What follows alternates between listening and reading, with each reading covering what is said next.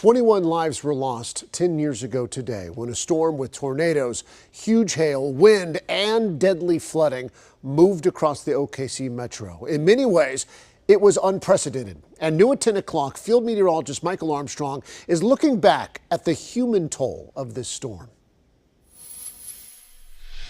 Among those who were tragically killed by that storm, Tim Samaras, a researcher and veteran storm chaser who led a team called TwistX. I spoke with meteorologist and storm chaser Gabe Garfield about Tim, the TwistX team, and what he remembers most. Tim was an amazing pioneer in tornado science. I think his techniques have been widely copied. Tim Samaras, his son Paul, and their friend Carl Young were killed while trying to do research when one of the vortices in the El Reno tornado destroyed their Chevy Cobalt. We haven't seen anything like it since, actually. So not only nothing before, but nothing since. 8 people who died in the tornado that day died in vehicles. Gabe found himself in harm's way too. One of the key things for me as a chaser who chased that storm that day was the feeling that we could not get away from this tornado. You know, you were going 50, you're going 60 on these gravel roads as fast as your tires can hold you to that road.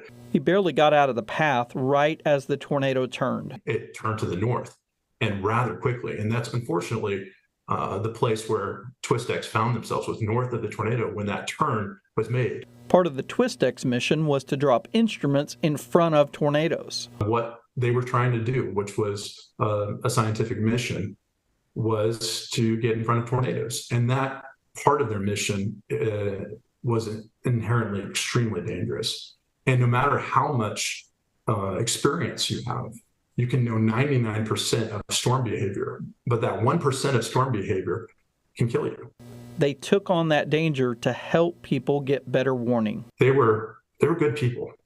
They were good people. Tim was a good person. Paul was a good person. Carl was a good person. For Gabe, it was more than just what they did, but who they were. It really just took the worst kind of storm to take him out. But I think the thing that he will be most remembered for is the kind of person that he was. And for the people who loved him, just a man that cannot be replaced. And that goes for his son, Paul, and their friend, Carl, as well. They were great men. And we miss them very much. Gabe believes Tim's legacy lives on as our effort to predict tornadoes better continues. Our heartfelt prayers and thoughts go out to all those who are remembering someone they lost that day. Field meteorologist Michael Armstrong, KOCO 5 News.